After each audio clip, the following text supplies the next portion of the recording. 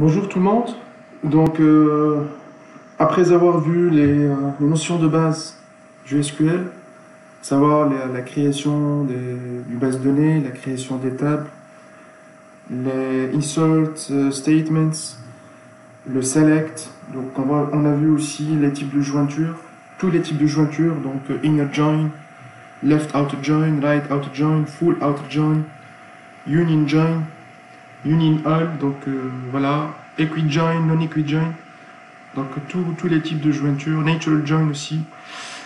Donc il est temps maintenant de passer à une autre notion de base du SQL, notamment du MySQL, qui est ce qu'on appelle les stored programs, c'est-à-dire les programmes stockés.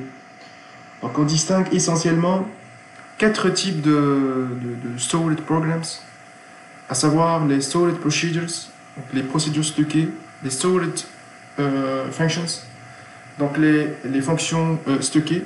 Alors les procédures stockées, les fonctions stockées, on les appelle des stored routines.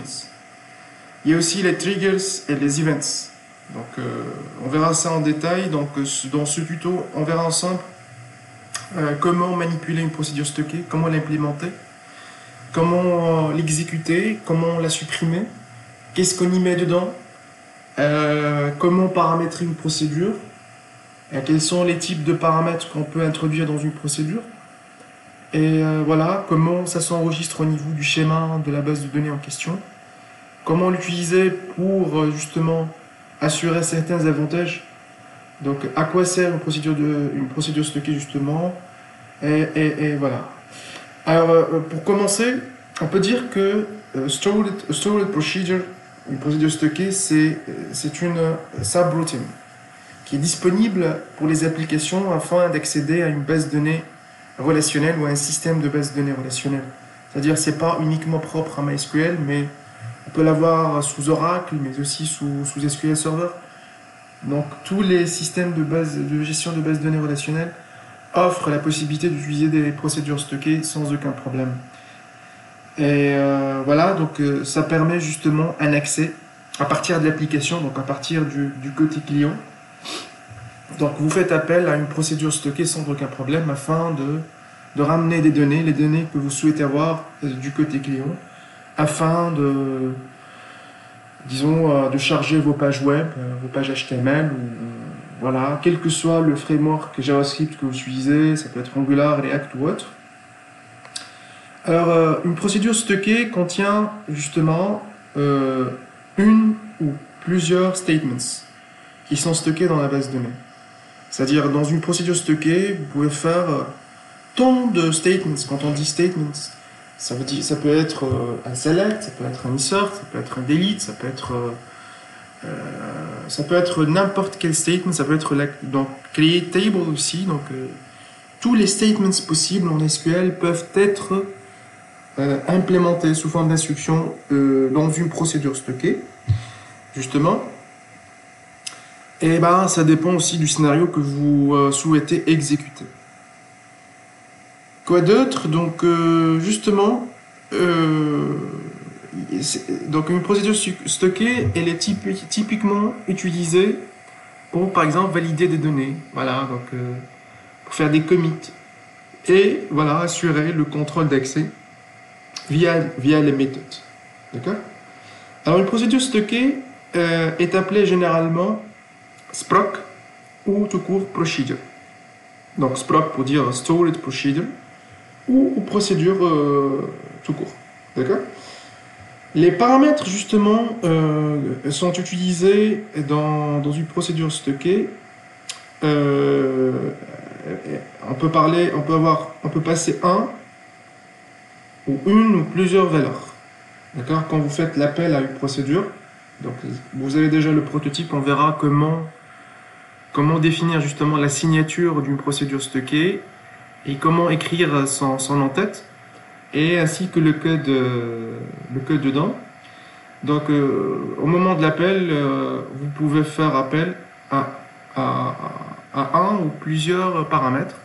Bien sûr, ça va dépendre aussi de la signature définie auparavant. On verra ça en détail plus tard. Donc ces paramètres justement, ça peut être des paramètres d'entrée, ce qu'on appelle inputs, ou des paramètres sortis, ce qu'on appelle des outputs. D'accord? Alors, grosso modo, les avantages d'une SPROC, ou d'une procédure stockée, justement, c'est qu'on n'est pas dans le risque d'un overhead. Ça veut dire quoi, overhead? C'est quand vous épuisez, vous utilisez donc tant de ressources en termes de RAM et de CPU, de processeur. Donc là, vous optimisez avec une procédure stockée l'usage de vos ressources matérielles essentiellement. Donc on a une gestion optimale, si l'on peut dire, de votre RAM et de votre CPU. Parce que quand vous implémentez une procédure stockée, vous n'avez pas à faire des va-et-vient du client-serveur. Donc une seule procédure stockée, ça va être exécuté au niveau du serveur, là où il y a la base de données. Donc là, vous évitez tout risque de stack overflow, si on peut dire, ou de overhead. Donc il y a une performance dans ce sens-là.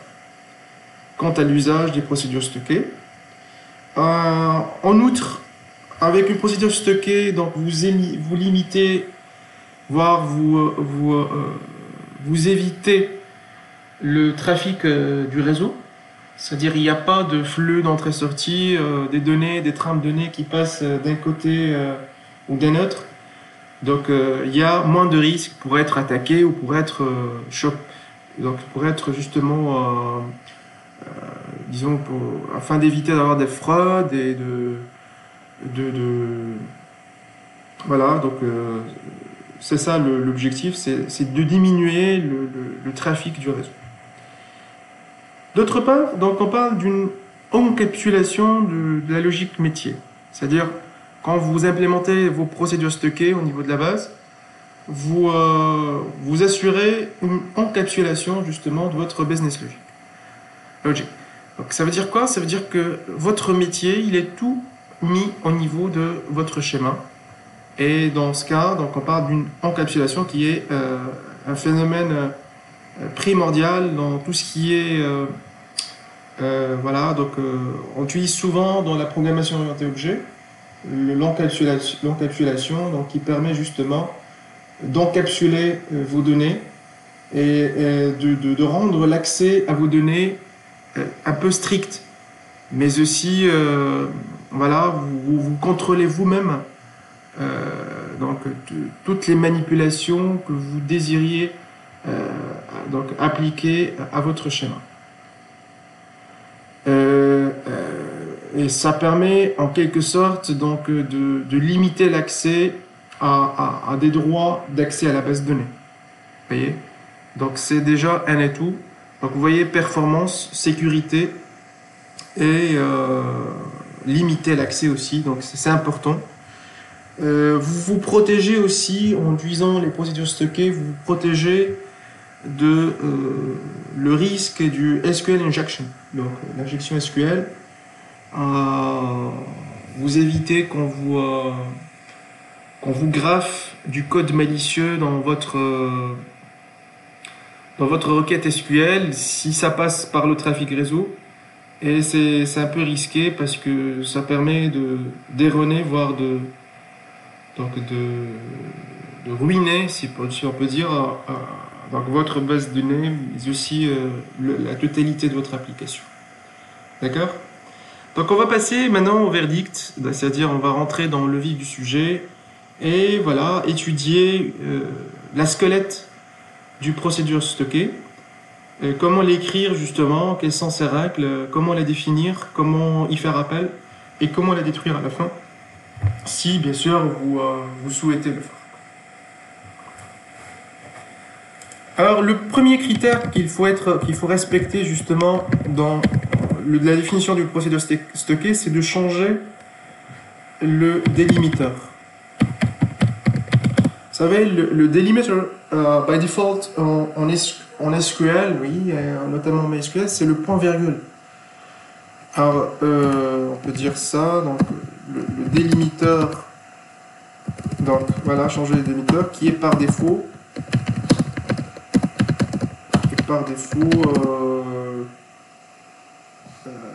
le point-virgule, hein, point-virgule. Je vais mettre ça entre parenthèses. Justement, donc pour changer le délimiteur, c'est simple. Donc vous tapez delimiter, et vous mettez par exemple double slash ou tout ce que vous voulez. Hein, vous mettez le caractère que vous désirez, donc sans aucun problème. Moi, je vais mettre $, par exemple.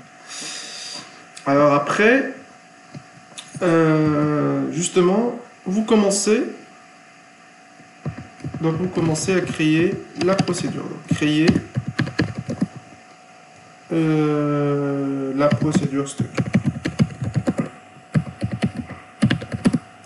Donc, ce délimiteur, donc ça va indiquer au programme qui va exécuter justement la procédure stockée qu'on n'a plus de point-virgule comme délimiteur, mais exécuter tout ce qui va suivre donc ce délimiteur là sans arrêt.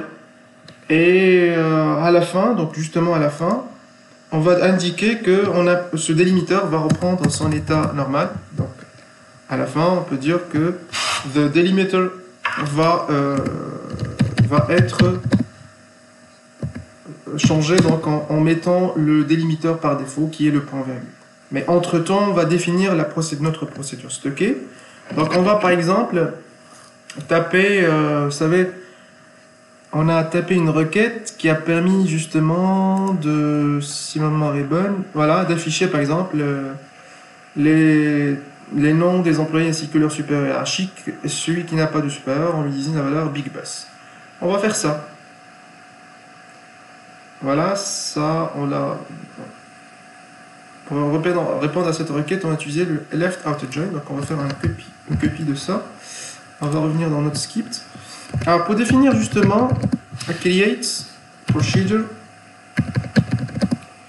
vous attribuez un nom à votre procédure. Il y a toujours le mot-clé create et le mot procedure. Et vous donnez un nom à votre procédure stockée. Donc c'est pour cette fois-ci, puisqu'on est encore dans le commencement, on va définir une procédure simple sans paramètres. Après, je vais vous montrer comment implémenter une procédure stockée paramétrée. Donc on va dire, on va l'appeler employees and their managers. Et vous mettez les deux parenthèses. Et c'est comme en fait en C# en Java. Vous mettez void par exemple en Java ou en C#, void, et vous mettez public ou private void, donc void c'est procedure, et vous définissez le nom de votre procédure. Après vous mettez un begin et un end à la fin. Ça c'est primordial, d'accord? Et puisque là, le end c'est la dernière instruction qui va être exécutée dans cette procédure, on va mettre le délimiteur juste après le end pour dire voilà, ma procédure elle va commencer de là et va finir là. Ça commence de ce niveau-là et ça va s'achever à ce niveau-là.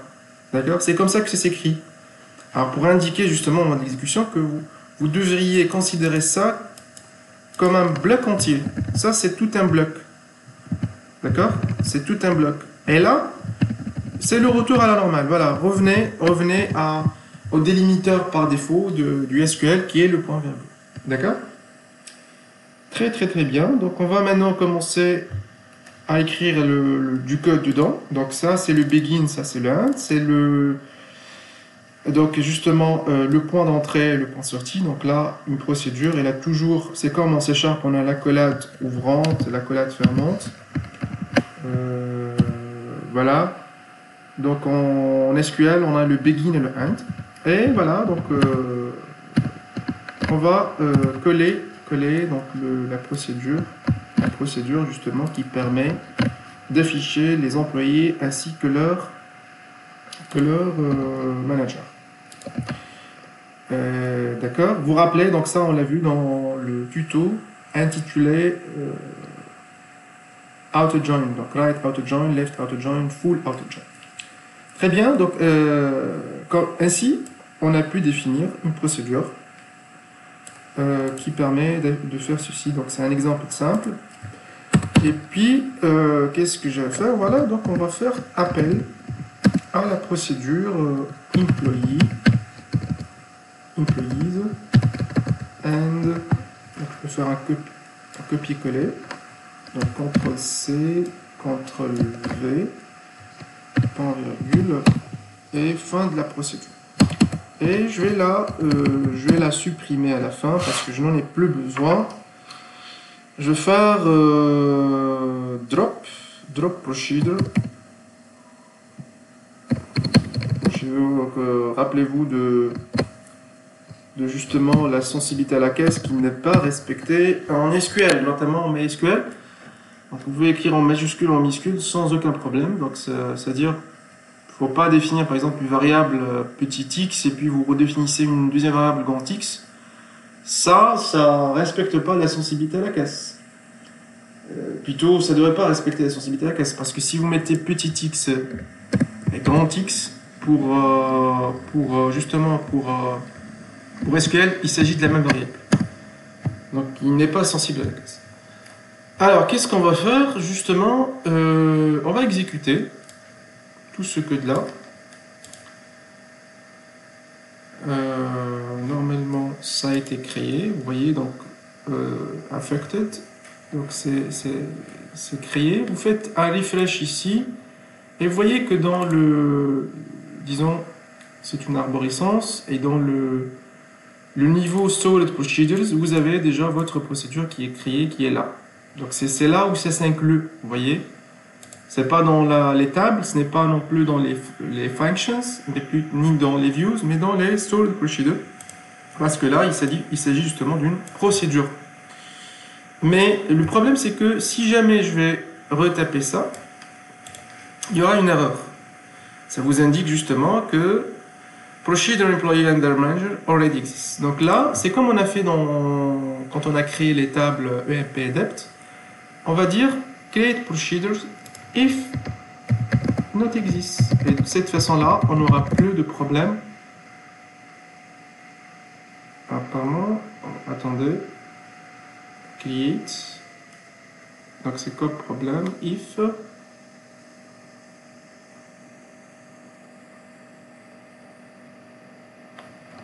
Normalement, on l'a fait auparavant. On va vérifier ensemble. Quand on a créé if not exist, d'accord? C'est quoi le problème? Juste là, on va voir ensemble.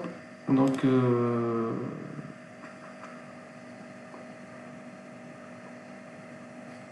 bon,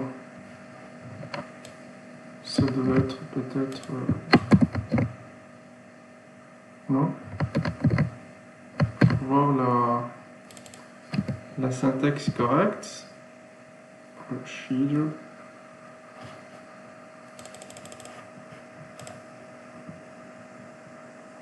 Donc,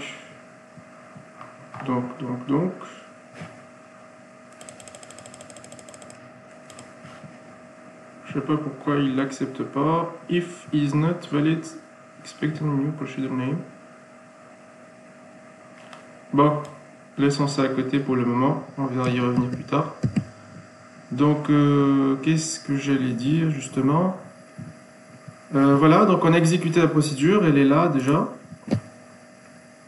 On devrait maintenant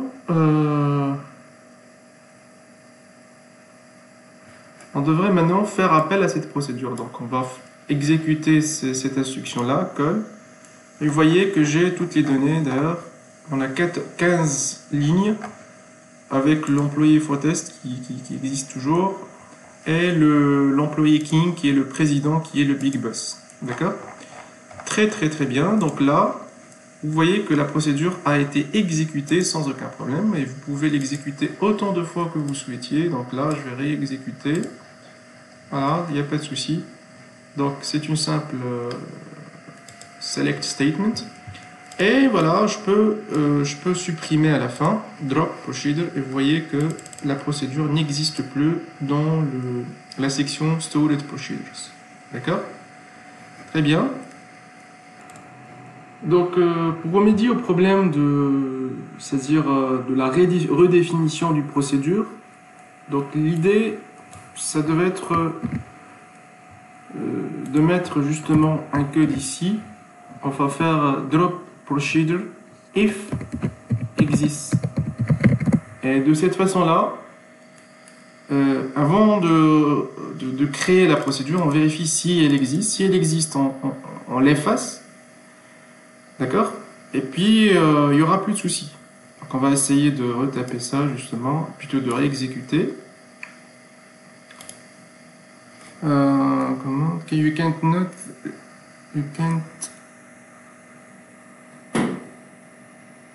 commands out of sync, you can't run this command now. Pourquoi? C'est quoi le problème? Juste.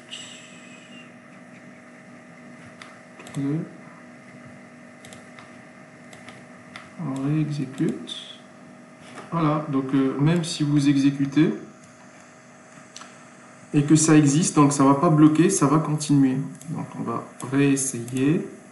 Vous voyez que la procédure elle est là, elle existe déjà. Ça bloque pas, donc même si donc je vais m'expliquer davantage. Donc je vais mettre un commentaire ici. Je vais exécuter ça. Vous voyez que ça bloque. Pourquoi? Ça vous indique que already, donc this procedure already exists. Donc, pour remédier à ça, il suffit justement d'ajouter un drop procedure if existe. Si ça existe, vous la supprimez, puis vous la redéfinissez dans ce code-là. D'accord? Donc on va réexécuter de nouveau, et hop, c'est réussi. Si par exemple vous supprimez votre procedure, donc elle n'est plus là, vous la réexécutez.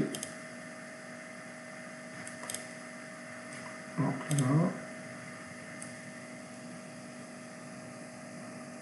vous la réexécutez justement, et il n'y a plus de problème. D'accord? Très bien. Donc voilà, c'est le premier exemple qu'on a utilisé justement, c'est d'afficher une requête qu'on a déjà faite auparavant. Maintenant, ce qu'on va faire, c'est un petit programme qu'on était toujours habitué à le faire à la faculté. Donc quand vous étudiez l'algorithmique, ou le C, le C#, le Java, donc on vous dit dès les premières séances d'implémenter une procédure qui permet de calculer le factoriel d'un nombre entier donné. C'est ce qu'on va faire maintenant, c'est justement d'implémenter une procédure. Donc, on implémente dans ce qui suit une procédure stockée pour le calcul du factoriel du nombre de l'entier 5, par exemple. Vous savez que l'entier 5 est d'afficher le résultat mathématique, je veux dire la représentation mathématique, qui est 5 points d'exclamation égale à 120. Bien sûr, on ne va pas l'afficher en code dur, ça va être via du code, c'est-à-dire on va faire une boucle pour faire ceci, bien sûr. D'accord? Alors, la première chose, justement, c'est de changer le délimiteur. Donc, delimiter. On va mettre cette fois-ci double slash, par exemple. Et puis, on va créate procedure. On va l'appeler fact, sans paramètres. On va mettre un begin. Voilà, un begin et un end. N'oubliez pas de mettre les double slash. Bon, ça va dépendre de ce que vous mettez. Excusez-moi. Ça va dépendre de ce que vous mettez comme délimiteur au début. Donc, vous le mettez à la fin. Et puis, on va créer le code dedans. Alors, vous savez, pour calculer le factoriel d'un nombre donné, excusez-moi, donc pour calculer la factorielle, hein, on dit la factorielle, donc de la factorielle, de la factorielle de l'entier 5 et d'afficher le résultat mathématique. Donc, pour calculer la factorielle du nombre 5, ou d'un nombre quelconque de type entier, alors, du point de vue programmation, on devrait avoir un compteur i. Donc, pour ce faire, on déclare, donc je vais mettre un petit commentaire, que les choses soient claires. On déclare un compteur de type int que l'on initialise à 1.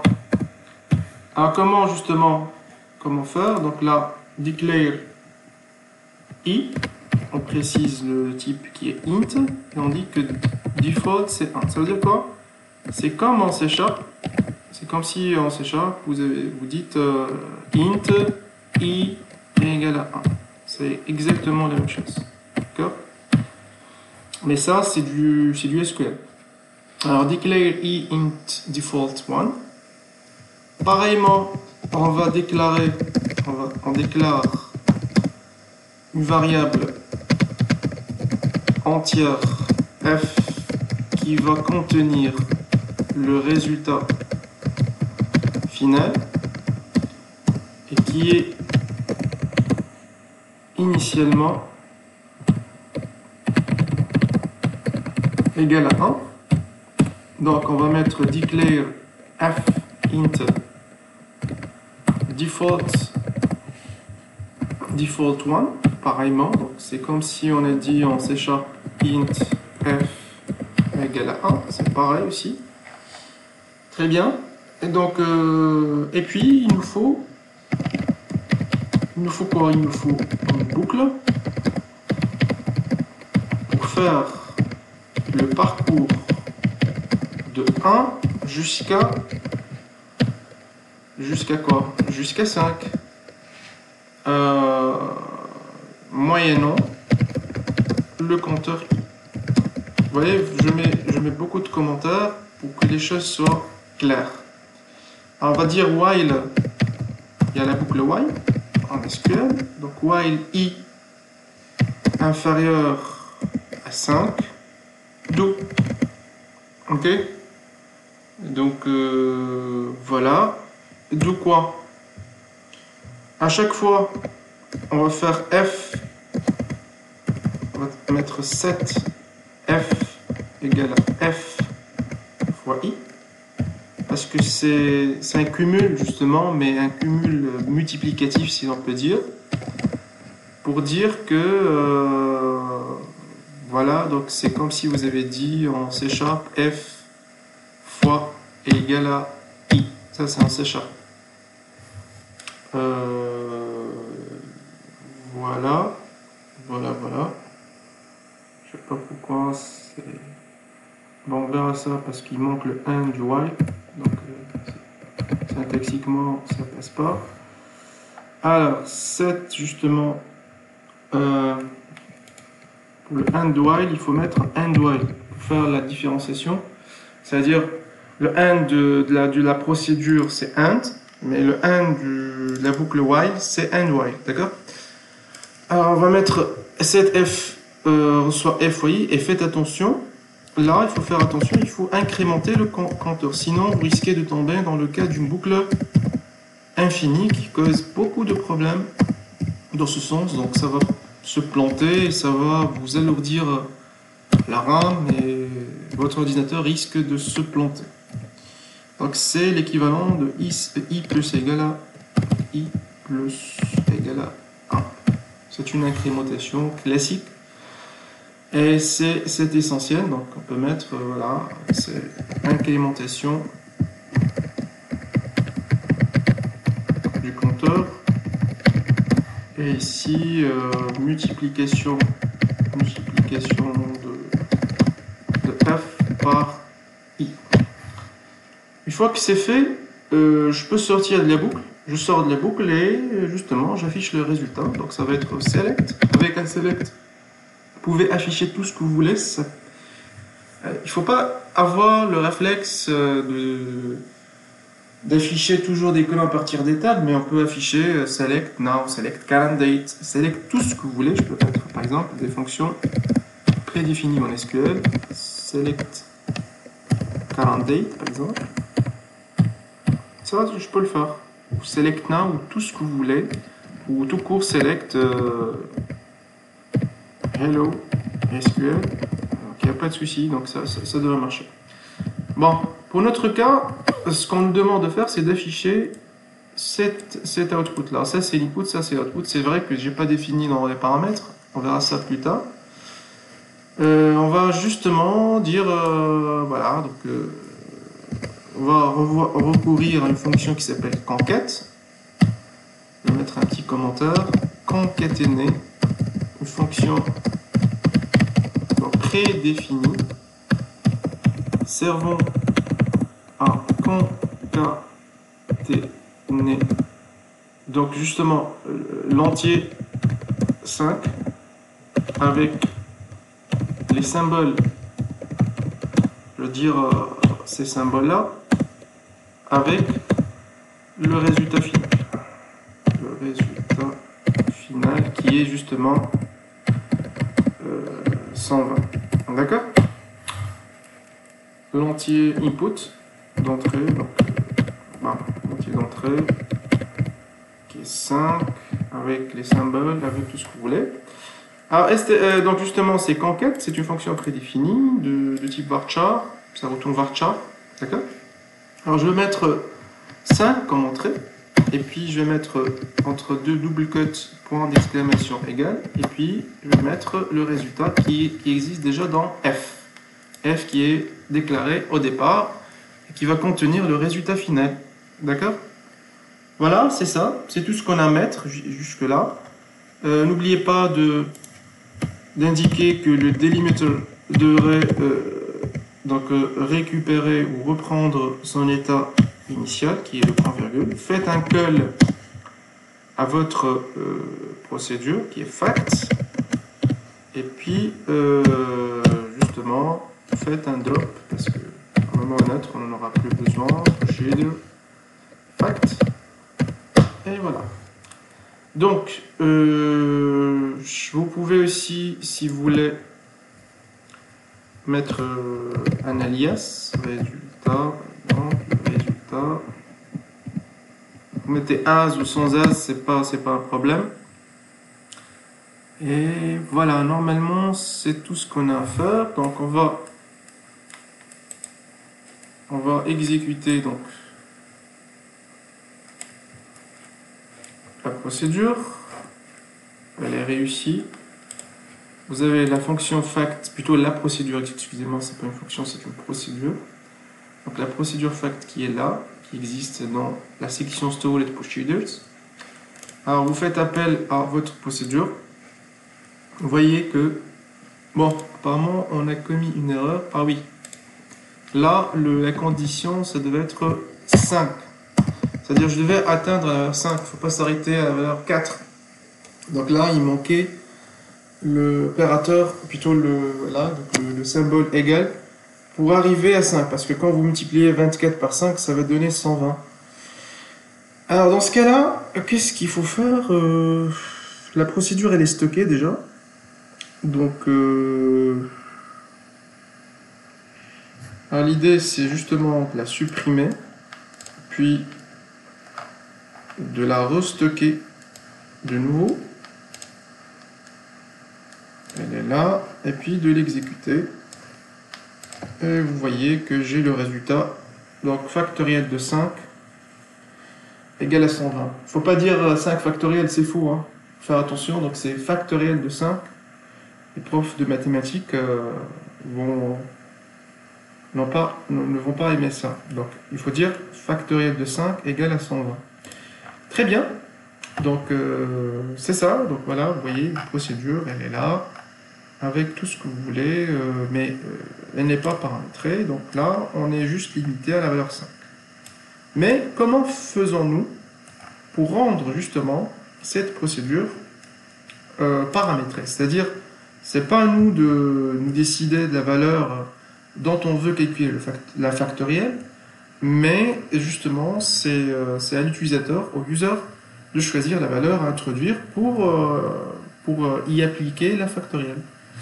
Alors justement, on va recopier tout ça. Je vais faire un retour à la ligne, et puis je vais rendre cette procédure. Donc on va rendre la procédure fact paramétrée. D'accord, acceptant un argument en entrée. Alors, après, ça va être... on va voir comment ça peut être aussi... il peut y avoir un input et un output. Bref. Alors, ici, je vais mettre in. Alors, n. Et le type, c'est int. Ça veut dire quoi? Ça veut dire que je définis une variable en entrée qui est de type int et qui est un input. Non, pas un output, c'est un input. C'est une entrée, c'est un paramètre d'entrée. Input paramètre. D'accord? Très bien. Donc, de ce fait, j'aurai plus, ici, j'aurai plus la valeur simple, mais j'aurai plutôt la valeur n. Et puis, de ce fait aussi, j'aurai plus la valeur 5 ici, mais j'aurai la valeur n. D'accord? Donc ici, pareil pour les commentaires, donc ici jusqu'à n. Et ici, donc je vais mettre, voilà, n. Et 120, donc ça va être, le résultat final, ça va être factoriel de n. D'accord? Très bien, donc voilà, c'est ça. La seule différence, c'est que là, vous devriez en fait mettre la valeur dont vous souhaitez calculer la factorielle. Alors, je vais exécuter.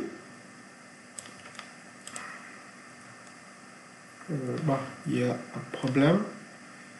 You have an error in your SQL syntax. Check the manual that goes on. C'est quoi cette erreur? For the right syntax. C'est quoi le problème juste?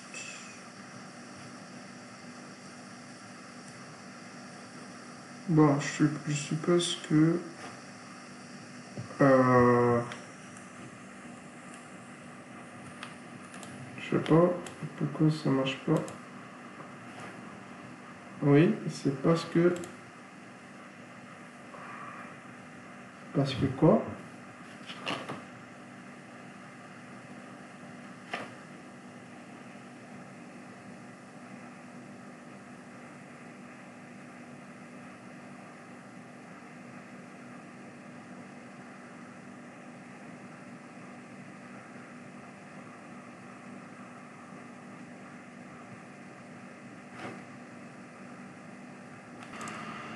Donc là, le problème, c'est que on va réexécuter ensemble et vous allez voir que on indique que justement, tout à l'heure, j'ai pas exécuté le délimiteur. C'est pour cela que ça s'est planté parce que c'était à ce niveau. Donc j'ai oublié de mettre ça dans la sélection.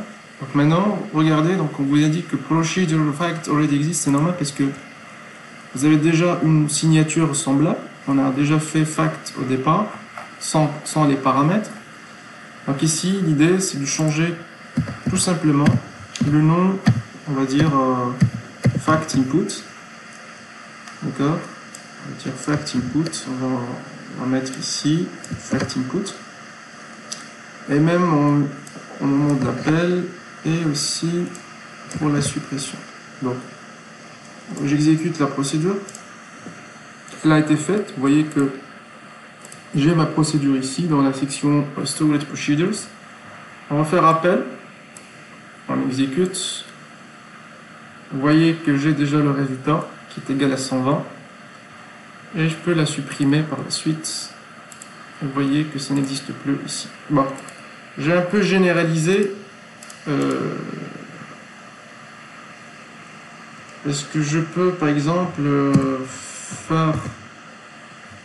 Justement, on veut avoir plusieurs résultats. Donc, si on fait une déclaration ici, puis on va faire une boucle while. Donc, bon, on va faire une autre procédure. On va appeler create procedure. Calcule fact numbers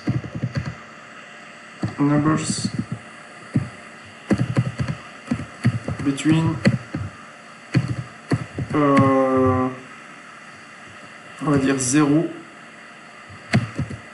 and 10. Hein. Alors là, between, je vais dire 0 and n. Justement, ça va être paramétré, donc ici je vais mettre n, et ça va être de type int. Ah, je m'explique. Je vais en fait faire appel à la fonction factInput dans une autre procédure, la procédure factInput, dans une autre procédure qui s'appelle calcul fact numbers between 0 and n. Et donc je vais définir là-dedans du code, ça va être une boucle for pour justement faire appel à la procédure. Pour vous dire que je peux appeler une procédure dans une autre sans aucun problème. Donc je peux faire un copier-coller ici. Donc ça va être il manque la déclaration, bien évidemment. Ici ça va être le compteur i. Et là-dedans, je vais justement faire appel à la procédure. Je vais être là. Et il manque le point virgule, plutôt délimiter. Il faut redéfinir le délimiter. Hein. On commet toujours la même erreur. Je vais mettre délimiter ici. Donc ça va être cette fois-ci, je vais mettre dièse, si vous voulez. Enfin, je ne sais pas si ça peut accepter le dièse ou pas. Bref, on verra. Et puis délimiter, ça va. Délimiter, maintenant ça devient point virgule. D'accord. Maintenant, create procedure, voilà, donc on va parcourir les nombres de 1 à n et à chaque fois on va faire appel à la fonction fact, mais de i justement. D'accord. Et puis à ce niveau-là, je vais plus faire appel à... Donc je vais faire appel justement... je vais faire appel, call, donc call calcul. Et je vais préciser que je vais avoir toutes les factorielles de 0 justement. Donc ici je peux mettre 0. Ça commence à partir de 0. Et pour i de 0 à 10 compris, je vais calculer la factorielle jusqu'à la fin. Et puis je vais avoir fact. Donc je vais supprimer fact input, mais aussi je vais supprimer cette procédure-là. Ok, contrôle. Non, excusez-moi, c'est une erreur. Donc je vais justement, on va exécuter cette procédure. Normalement on l'a.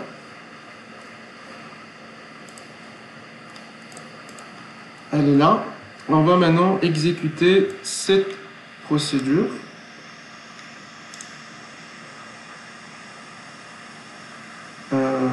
Bon, je vois pas de résultat. Pourquoi? Oui, pourtant ça réussit. Oui. D'accord.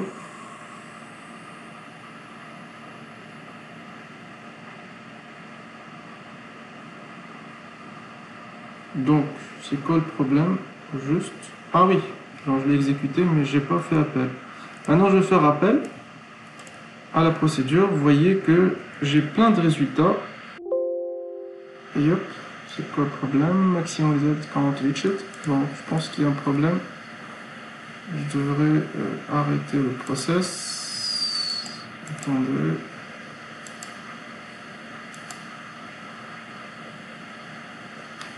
Donc, je dois arrêter le process. Sinon, je risque un overhead. Bon, je pense que j'ai pu détecter le problème. Donc, il manque le compteur ici. Donc, une erreur fatale. Alors, c'est bien d'avoir commise afin que vous puissiez voir le genre d'erreur dans lesquelles tombent les développeurs, notamment ceux qui manipulent les bases de données. On a oublié de mettre le compteur, de l'incrémenter plutôt, ce qui a engendré une boucle infinie. Vous voyez, je suis dans un plantage total de l'ordinateur. Parce que vous voyez, donc ça va boucler infiniment, ça va bouffer de la RAM et du CPU aussi. Donc, chose qui va finir par un plantage. Donc, on attend un peu jusqu'à ce que les choses reviennent à la normale. Donc voilà, faites toujours attention en mettant vos procédures stockées, surtout quand vous utilisez des boucles. Pensez toujours à vérifier votre code avant de le stocker, justement. Alors, ce qu'on va faire, justement, c'est de faire une incrémentation à ce niveau-là. D'accord? De justement supprimer la procédure, de la réintroduire,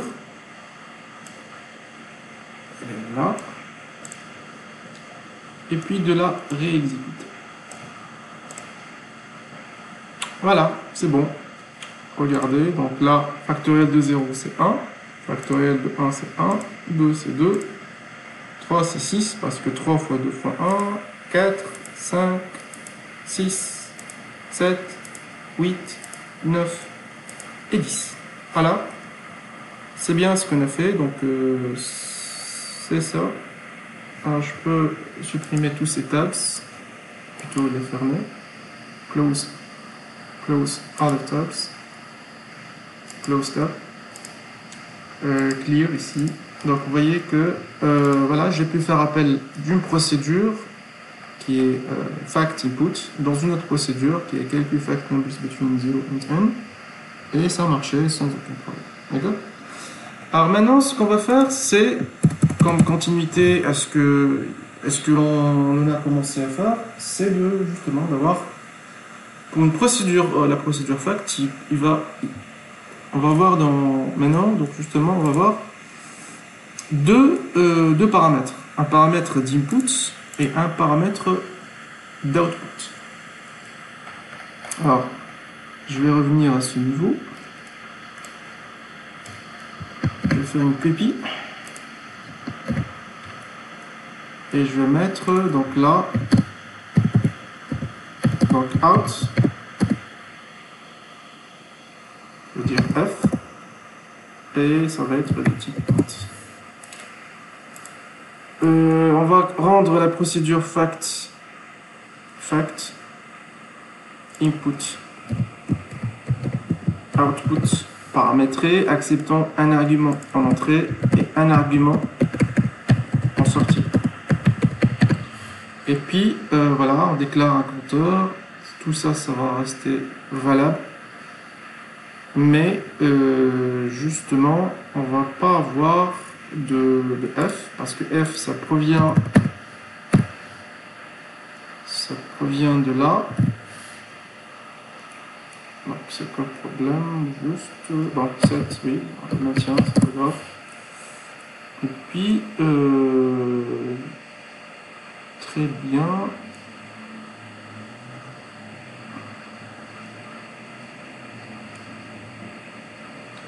Par contre, je vais éliminer ça. D'accord? Parce que justement, l'output,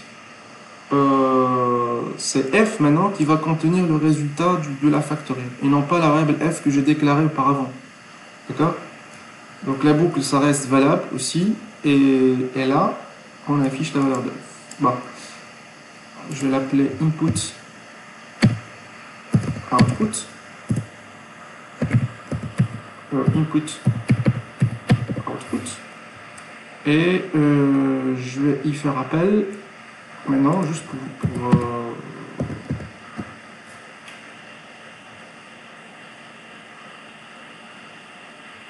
pour justement avoir les choses plus claires. Donc je vais faire maintenant appel à la fonction, à la procédure, pardon.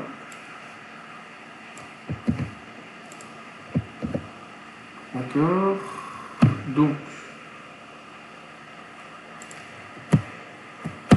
je vais mettre la valeur 11, par exemple, ici. Ça va. Donc là, je vais passer le deuxième paramètre qui va être @f. C'est comme ça qu'on exprime le fait qu'il s'agit d'une variable. D'accord. Et je vais mettre set, plutôt declare f de type int. Donc ça, par contre, je ne peux pas le mettre. Pourquoi? Parce que je suis en dehors d'une procédure. Et de ce fait, donc vous pouvez vous contenter uniquement de ça. D'accord? On peut écrire après select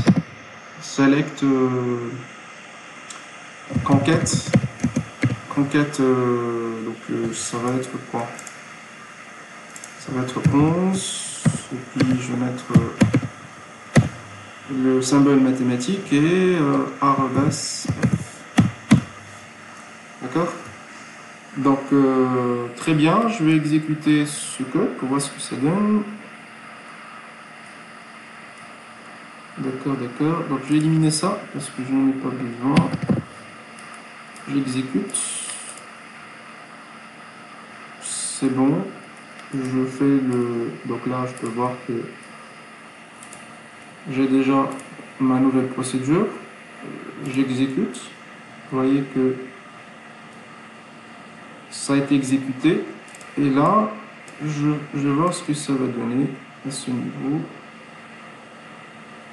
Donc là, il y a un petit problème.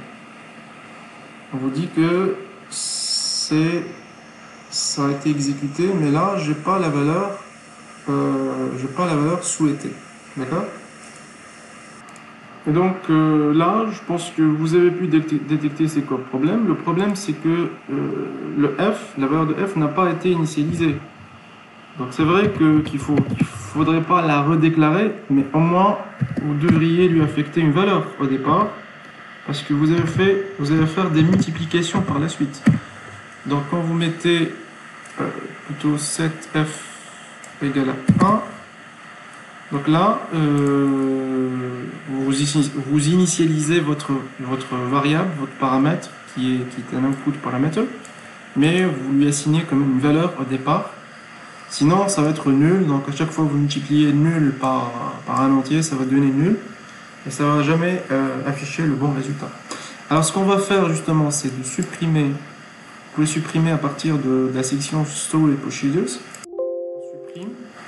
Et puis, on va réintégrer cette procédure. C'est bon. Elle est là. On va réexécuter. C'est bon. On peut mettre un petit message pour dire résultat. On exécute le select statement. Et voilà, le résultat il est là. Factoriel de 11. On peut vérifier ensemble. Factoriel de 11. Mettez 11, donc bon, faut que ce soit une fonction.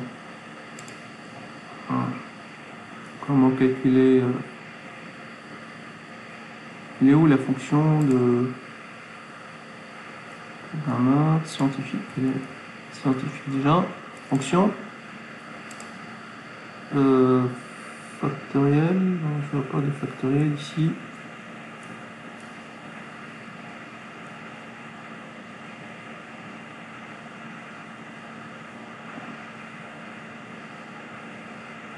Ah voilà, donc 11 factoriel, et vous voyez qu'on a identiquement le même résultat, c'est 39 916 800. Très très bien, donc voilà, donc là on a pu exploiter un paramètre de sortie, c'est un output, et on l'a externalisé même pour l'utiliser en dehors de la procédure elle-même. Et ça vous rappelle certainement des notions de base que vous avez étudiées en programmation orientée objet, c'est le passage par valeur et le passage par adresse. Donc input, c'est en quelque sorte un passage par valeur. C'est-à-dire le n, ça n'a de sens que, c'est-à-dire dans le corps de la procédure. Une fois que ça sort de la procédure, vous n'aurez plus le droit d'utiliser. Et ça reste uniquement utilisable à ce niveau-là. Par contre, f, c'est un passage par adresse. Un passage par adresse, ça permet que la variable que vous passez ici en paramètre, vous pouvez l'utiliser ailleurs, parce que là, vous faites passer justement son adresse, sa référence. Voilà, c'est comme des pointeurs d'ailleurs. Donc là, f, vous pouvez l'utiliser, et on a déjà utilisé dehors avec le select, et ça nous a donné le bon résultat. D'accord ? Voilà, donc on a pratiquement contourné tous les aspects des procédures stockées via un exemple pratique pour le calcul de la factorielle. Donc voilà, on a les inputs, les outputs, tout ce que vous voulez. Et quoi d'autre? On peut faire un dernier exercice en nous exerçant par rapport aux tables qu'on a. Depth, EMP, SciGrade, temps, tout ce que vous voulez. Et je vais dire, donc ça va être une petite récapitulation. Donc on va dire exercice pratique sur la table EMP, Depth et SciGrade. Donc ça va être justement un exercice pratique. On va dire, étant donné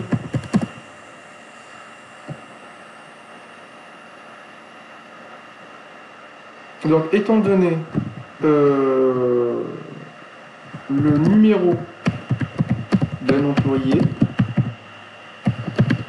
donc quand on dit étant donné d'un employé, c'est-à-dire ça peut être can input. Retourner, on veut pas dire par retourner une fonction, mais retourner en termes d'output. Retourner le grade, plutôt le département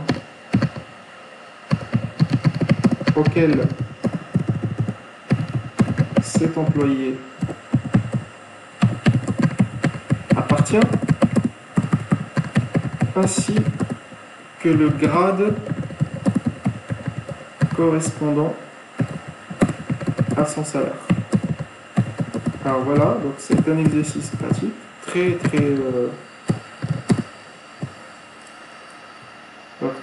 bien étudié. Donc là, étant donné le numéro d'un employé, retournez le département auquel cet employé appartient, ainsi que le grade correspondant à son salaire. Donc là, on va basculer entre trois tables, justement les tables dont on dispose, donc EMP, Depth et SciGrade. On va faire comment? Donc pour l'input, donc tout d'abord, n'oubliez pas, il faut commencer par créer le délimiter. Ça va être cette fois-ci, on va dire arrobas, si vous voulez. Oui. Create procedure. On va dire emp dot SciGrade Alors, vous donnez le nom, ça doit être un nom significatif. De toute façon, je ne peux pas mettre fact ici, parce que je ne vais pas calculer la factorielle. Mais au moins, j'ai mis les noms des tables concernées par ce traitement-là. Alors, comme input, il va y avoir le impno, qui est de type int. Alors, faites attention, il faut respecter les types ici. Comme on a respecté ici l'ordre aussi, donc on a un int puis un int, input puis output. J'aurais pas pu faire par exemple l'inversion des deux paramètres en mettant @f après 11. Ça n'a pas de sens. D'ailleurs, ça va nous créer des problèmes. C'est comme si vous avez calculé la factorielle de f alors que c'est pas le cas. D'accord? Donc faites gaffe. Respectez vos types, c'est-à-dire les types de vos paramètres, ainsi que leur ordre au moment de leur appel. Alors on a deux outputs dans ce cas. Donc le premier output, c'est justement le grade, ça va être grade, qui est de type int. Et le deuxième output, c'est justement, normalement, d'accord, donc int, et je vais mettre, ça c'est le troisième, ça c'est le deuxième output. Et ce qu'il cherche, lui, c'est le depth-no. Depth-no, qui est en fait de type int aussi. Alors c'est par hasard que ça... Donc on a eu les paramètres, tous les paramètres de type int, mais ça peut être d'autres types, bien sûr. Alors begin, end, vous mettez la fin de votre délimiteur et vous indiquez... Ça, je le fais, moi, en premier lieu, pour éviter toute ambiguïté. Je le fais pour ne pas oublier ça. Après, j'aurai des problèmes d'exécution. Très bien. Donc, qu'est-ce que j'ai comme input? J'ai impno comme input et j'aurai deux outputs. Le depno, le département auquel cet employé appartient. Alors, pour compliquer davantage donc le traitement, je vais dire le nom du département. Et là, je vais dire ainsi que le grade. D'accord.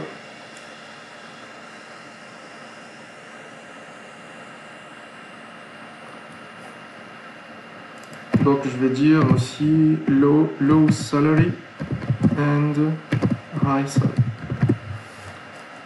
Alors, on va commencer. Le premier traitement, justement, c'est de déclarer nos variables. Alors on va dire, bon, les variables, on les a déjà. Ici, il manque le output, faites attention. Pour le depno. Hein. On va commencer le traitement, donc chercher l'employé dans le numéro et depno dans dans dept. Ça c'est la première étape à faire. Donc ça va pas être dur. Ça va être justement select.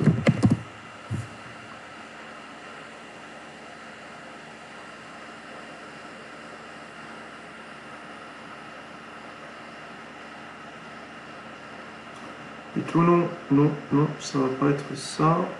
Ça va être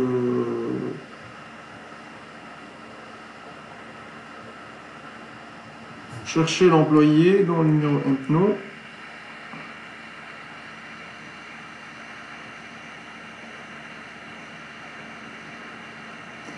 Donc chercher l'employé, d'accord, mais chercher le depno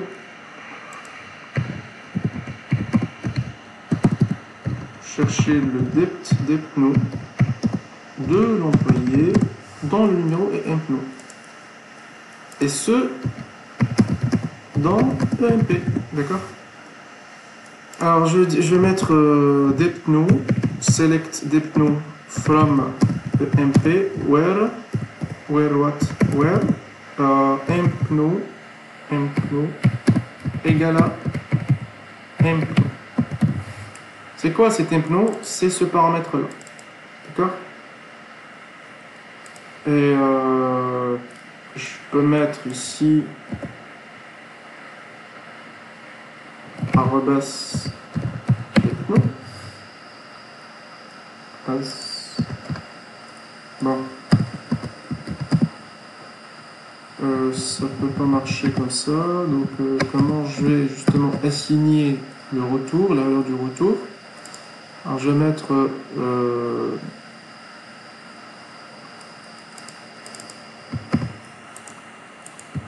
des pneus tout court, as.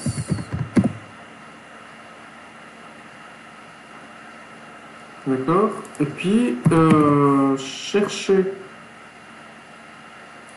On va faire la même chose. Donc, chercher le grade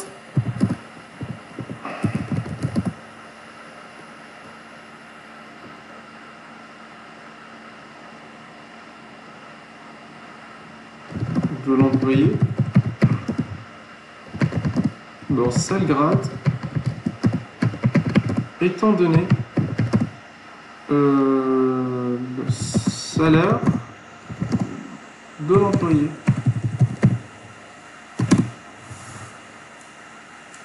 Donc ici, je vais mettre select, d'accord. Je sélectionne l'employé. Plutôt, je vais sélectionner maintenant le salaire. As, bon, pas besoin de as. Select sal from MP, where impno égale impno.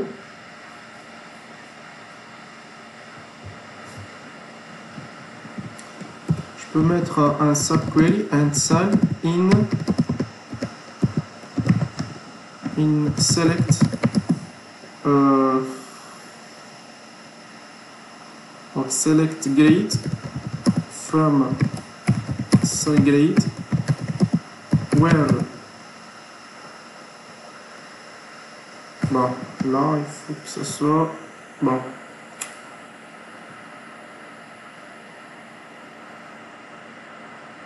Ça je peux pas mettre parce que justement ça correspond pas à ce qu'on veut avoir. Donc qu'est-ce qu'on va faire justement? On va retourner le grade.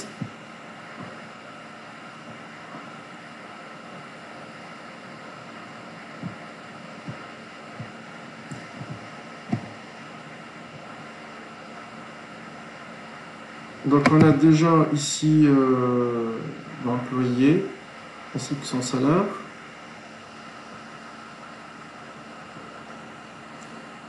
Bon, ici je fais un inner join. Bon, je peux pas faire un inner join à ce niveau. Par contre, bon, j'ai déjà le salaire, donc je peux mettre select grade from sal grade where sal between donc low sal and high sal. D'accord? Donc ça va nous donner le grade justement que je vais affecter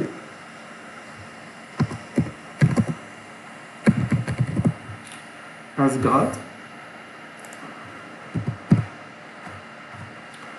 D'accord? Donc, on va voir ce que ça va donner à ce niveau. Donc, normalement, j'ai récupéré le depno. Et je vais voir dans la table employé. On va choisir un employé quelconque. On va choisir, par exemple, je sais pas, Jones. Donc, Jones 7566. Ça, c'est son numéro. Il est dans le département 20 et il touche un salaire de 2975. Donc 7566. On va voir ce que ça va donner. On va faire appel à la procédure induct grade. Call et puis 7566. On va mettre arrobas depno et on va mettre arrobas gate. On exécute et on va voir ce que ça va donner. Donc on va voir après select ces deux variables-là. Là. Et là. Alors j'exécute la procédure. Elle est là. Normalement, je devrais la voir ici. Elle est là. Non. Comment on l'appelait? Ah, elle est là. Et puis, on exécute le call. Bon, ça nous a donné des valeurs. Là, je sais pas pourquoi. Ah, parce qu'on a mis un select. Bref. Donc, j'ai pas de valeur. On va essayer donc de diagnostiquer le problème lors de l'exécution, justement. Mettons-nous tout d'abord d'accord sur un principe de base. C'est de nommer nos variables différemment des noms des colonnes, pour ne pas avoir des confusions. Donc je vais mettre toujours un underscore, c'est-à-dire pour toutes les variables, qu'elles soient en input ou en output. Donc ici pour ampno, depno, grade, ainsi de suite. Donc j'ai pas besoin d'alias à ce niveau, ni là d'ailleurs, ni là. D'accord. Alors, ça c'est la première chose à faire.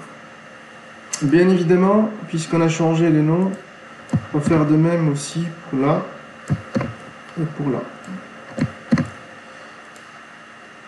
D'accord. 7, 5, 6, 6. Pareil ici, je vais ajouter underscore, underscore. Alors pour commencer, cherchez le depnode employé dans le numéro et empnode et ceux dans OMP. Donc, je vais récupérer justement le depno qui est un output. Je vais faire un set ici et puis deux points égales. C'est-à-dire je vais affecter le résultat de ce reset dans depno. Mais on impose justement qu'on mette des parenthèses pour ce select statement. D'accord? Une fois que c'est fait, donc ça va nous retourner justement le numéro du département pour l'employé ayant comme numéro impno. Donc pareil, ici il faut mettre le underscore parce que ça provient de là, c'est un input. Donc là on assure la généricité justement, c'est générique. Donc on a l'input, on va retourner le numéro du département de l'employé ayant comme numéro ce numéro-là. Cherchez le grade de l'employé dans sa grade étant donné le sal de l'employé. Tout d'abord, il faudrait justement... donc on va déclarer une variable qu'on va appeler sal. Declare sal qui est de type float. Comme d'ailleurs dans la table c'est grade. Comme dans la table EMP. Sal, ça devrait être de type... Attendez... Ah, de type int. Bon. D'accord, on va le mettre dans ce cas. Default, on va mettre default 0.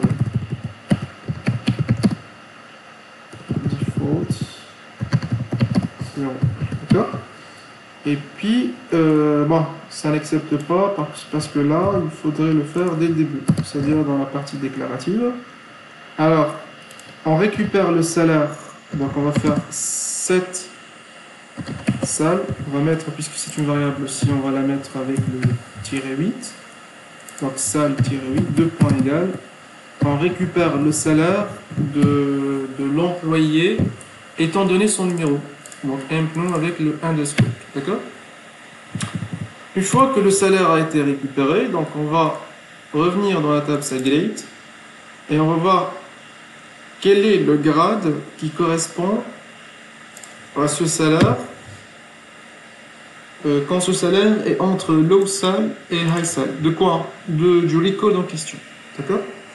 Une fois que c'est fait, je vais justement récupérer cet output. Je vais le mettre ici, je vais mettre un set, et puis de point égal, et je lui affecte le résultat du result set. Il faut vraiment bien s'assurer que le result set contient un singleton. Un et un seul retour, sinon vous aurez la valeur nulle dans ce cas. parce que ça suppose qu'on dispose d'une seule valeur. À une variable donnée, on ne peut affecter qu'une seule valeur. On ne peut pas affecter un vecteur, à moins que la variable soit de type vecteur. D'accord? Donc voilà, de cette façon-là, j'ai déjà le depno et j'ai déjà le grade. D'accord? Le grade en tant que numéro 1 et ici le depno en tant que numéro. Bah, testons tout d'abord ce dont on a comme code pour voir le résultat. Je vais supprimer ça. Oui, je vais réexécuter pour le to restore the procedure. Elle est stockée maintenant. Elle est stockée, elle est là. Vous voyez, donc je vais exécuter.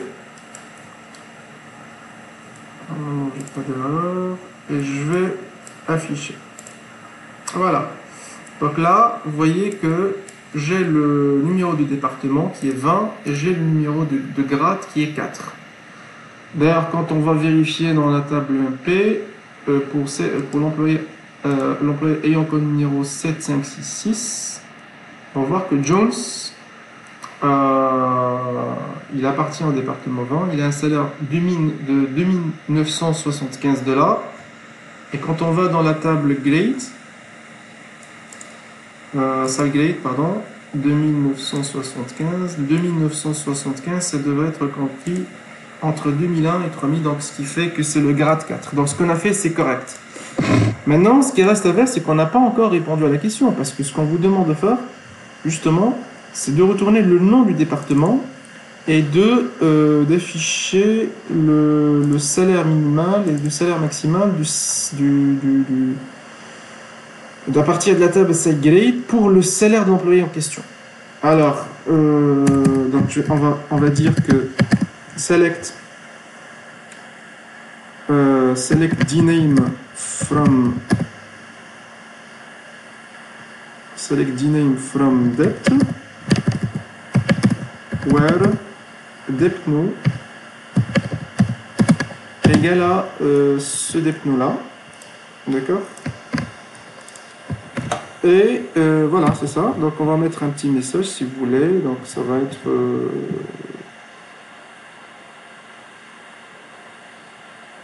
on va dire le département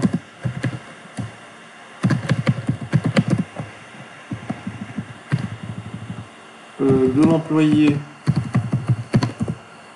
Donc là on peut mettre anti-slash de l'employé. C'est que l'employé en fait, c'est l'employé dont le numéro est 7, 5, 6, 6 et donc le département d'employé dans le numéro. Voilà. On peut exécuter. Voir. Donc là c'est un peu long.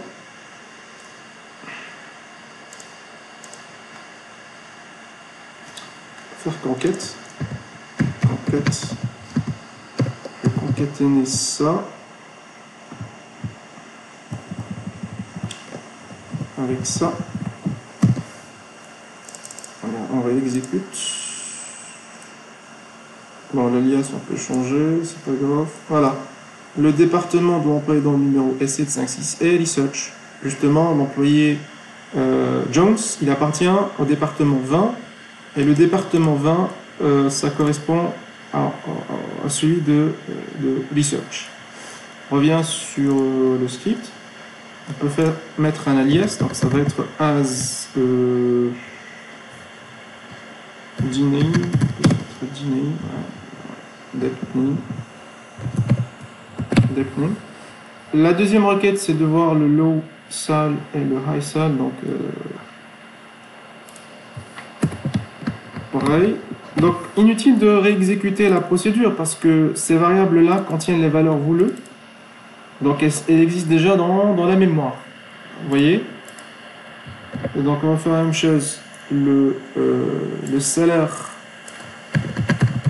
de l'employé dont le numéro est compris entre quoi?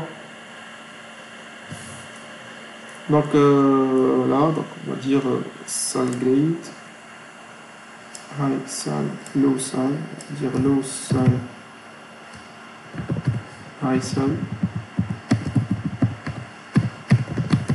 Juste, je vous ai incité à partir de données dont vous disposez, vous allez chercher dans d'autres tables pour réutiliser ces outputs qui deviennent à leur tour des inputs dans ces select statements.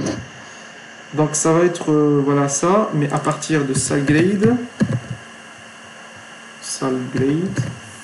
where, non, donc where. Alors on va dire where. On a le grade déjà, hein, d'accord? Where grade égale à grade.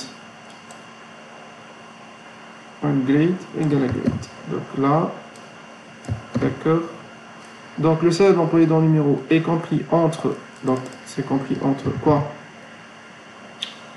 Donc ça va être low sal. Donc notre concaténation et high sal. Oui. Compris entre. Donc low sal, voilà, on peut mettre $, comme ça. Et on peut mettre une autre concaténation $. Voilà, donc on peut réexécuter pour voir ce que ça donne. Donc exécution, voilà, depname, le département de l'employé dont le numéro est 566 et research. Par contre, le salarié. Voilà, le salarié de l'employé dont le numéro est 7566 est compris entre $2001 et $3000. Voilà. Donc, c'est ce qu'on voulait avoir comme résultat. Déjà, on a répondu à la question avec des messages qui ont du sens. Voilà, donc respectez juste la règle de nommage. Nommez vos variables d'input d'output autrement que les noms de vos colonnes, c'est important. Même pour les variables locales, ici c'est une variable locale, c'est-à-dire ça ne figure pas dans les paramètres, ça s'utilise uniquement dans le corps de la procédure. C'est comme d'ailleurs les compteurs ici dans la fonction factorielle. Donc voilà, vous faites voilà, donc la règle de nommage c'est important. Et puis, quoi d'autre? Essayez d'assurer le plus de générosité possible pour que vos procédures stockées soient utilisées plusieurs fois, parce que l'objectif majeur d'une procédure stockée, c'est la réutilisabilité. C'est-à-dire, vous y faites appel à chaque fois que vous en avez besoin. Vous voyez, vous n'êtes pas censé à chaque fois, pour faire une recherche de ce genre, où je veux avoir le salaire donc, de l'employé ou son grade. Donc j'ai pas à chaque fois tapé toutes ces requêtes là pour avec des jointures, tout ce que vous voulez, pour arriver au résultat voulu. Donc une procédure stockée, elle est là, elle est stockée dans votre schéma et vous y faites appel en cas de besoin. Et voilà, vous pouvez faire des centaines, voire des milliers de procédures stockées et vous les réutilisez. Donc la réutilisabilité, c'est un facteur de base et un avantage majeur pour les procédures stockées. J'espère que ça vous a été utile ce tutoriel. Et voilà, je vous donne rendez-vous au prochain tuto. Là, on va parler des fonctions stockées de MySQL. Je vous remercie.